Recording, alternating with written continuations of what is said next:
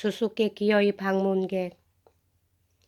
그는 이미 오래전부터 그 시에서 관리 생활을 해온 사람으로 사회적인 위치도 높았으며 모든 사람들로부터 존경을 받고 있었을 뿐만 아니라 돈이 많았고 자선가로서의 명성도 자자하였다.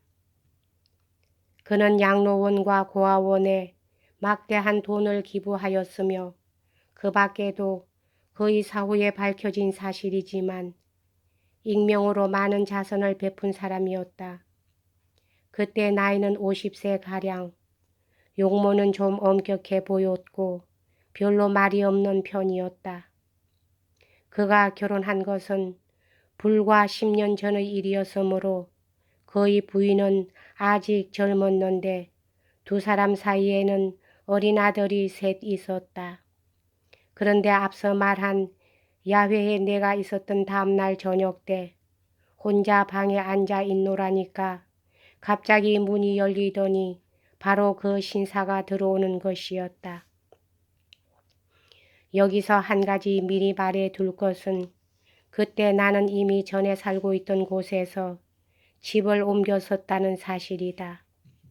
제대 신청을 낸 후 나는 곧 관리의 미망인인 어떤 늙은 부인의 방을 빌려서 그 집 하녀에게 내 시중을 들게 하고 있었다.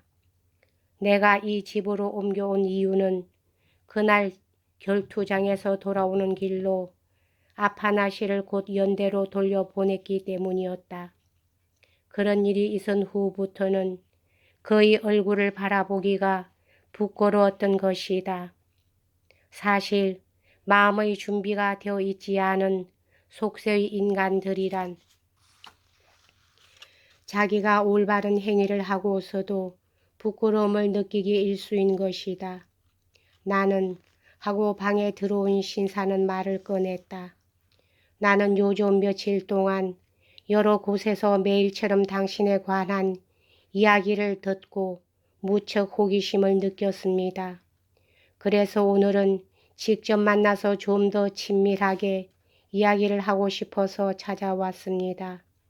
미안하지만 나의 이 커다란 희망을 이루어 주실 수 있겠습니까?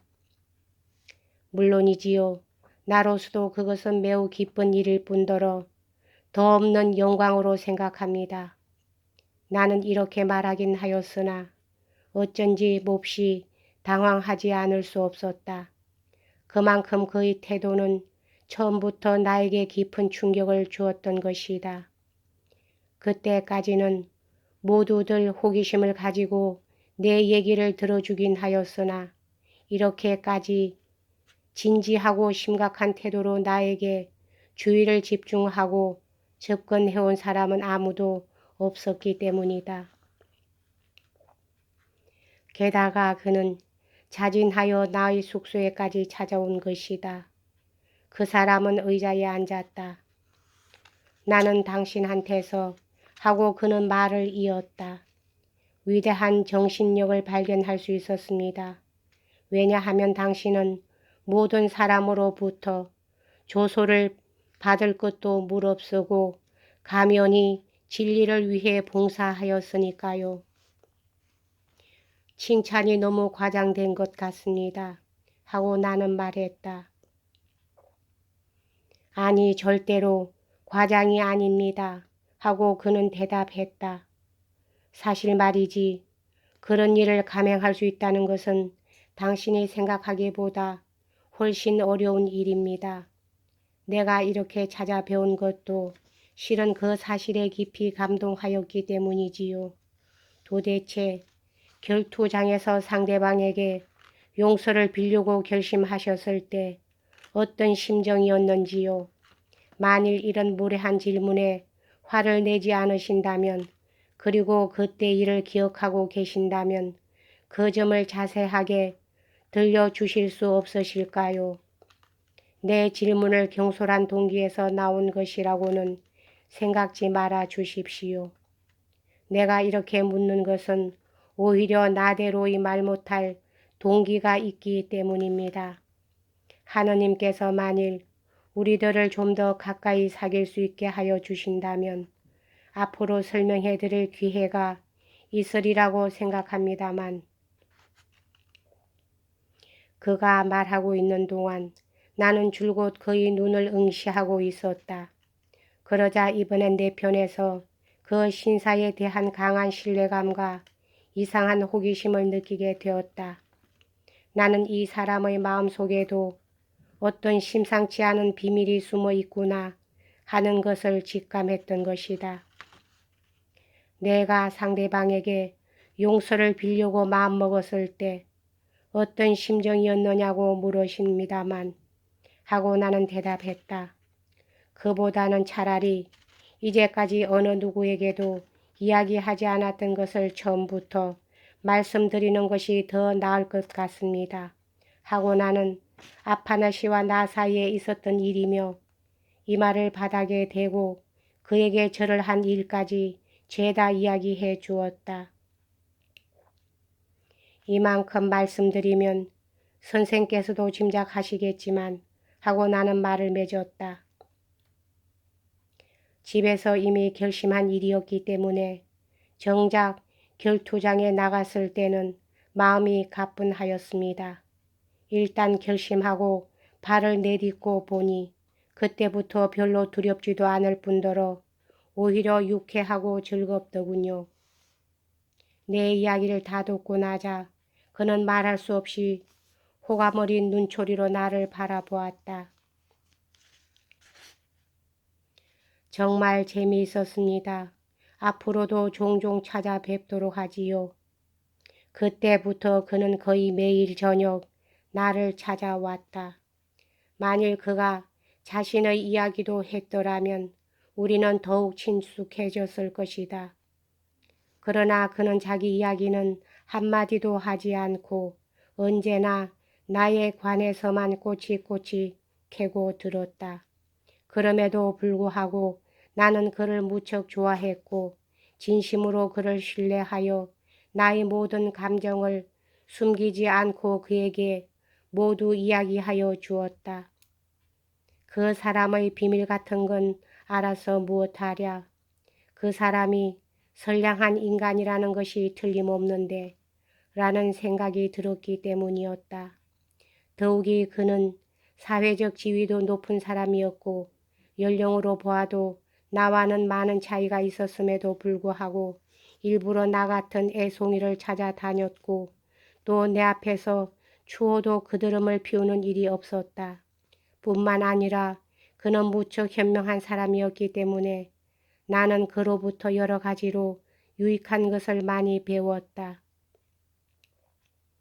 인생이 낙원이라는 것은 하고 그는 불쑥 나에게 말을 걸어왔다. 나도 오래전부터 생각하고 있었습니다. 그러고는 얼른 이렇게 덧붙였다. 실은 나는 거기에 대해서만 생각해오고 있으니까요. 하며 나를 쳐다보고 상냥하게 미소를 지었다. 그 점에 대해서 나는 당신 이상으로 확신을 가지고 있지요. 그 이유는 차차 이야기하겠습니다. 이런 말을 듣고 나는 그가 분명 나에게 뭔가 고백하고 싶어 하는 것을 알았다. 낙원은 우리들 하나하나의 마음속에 숨어 있는 것입니다. 지금 이렇게 말하는 내 마음속에도 숨어 있지요. 따라서 만일 내게 그럴 마음만 있다면 내일이라도 당장 그 낙원은 틀림없이 나타나 영원히 사라지지 않을 것입니다. 그는 몹시 감격한 의조로 말하며 마치 나의 반응이라도 살피고 있는 듯이 신비스런 눈초리로 나를 응시하는 것이었다. 그러니까 그는 말을 이었다. 인간은 누구나 자기 자신의 죄 이외에도 모든 사람에 대해 죄가 있다는 당신의 생각은 절대로 옳습니다. 그처럼 한순간에 돌연히 당신이 그 사상을 완전히 터득할 수 있었다는 것은 참으로 경탄할 만한 일입니다. 사람들이 그 사상을 이해할 수 있는 순간부터 하늘나라는 그들에게 있어 이미 한낱 공상이 아니라 생동하는 현실로 나타나는 것입니다. 이것은 절대적인 진리입니다. 아, 그렇지만 언제 그렇게 된단 말씀입니까? 하고 나는 고통스러운 목소리로 외쳤다. 과연 언젠가는 그것이 실현될 수 있을까요? 그것은 한낱 우리들의 공상이 아닐까요? 그럼 당신 역시 그것을 믿지 않으시는군요. 자신의 입으로 그렇게 설교는 하고 있으면서도 스스로는 믿지 않은 것이군요. 잘 들으십시오. 당신이 말하는 그 꿈은 반드시 실현됩니다. 그렇게 믿어 틀림이 없을 거예요. 그러나 지금 당장에 실현되지는 않을 것입니다. 모든 일에는 저마다의 특수한 법칙이 있으니까요.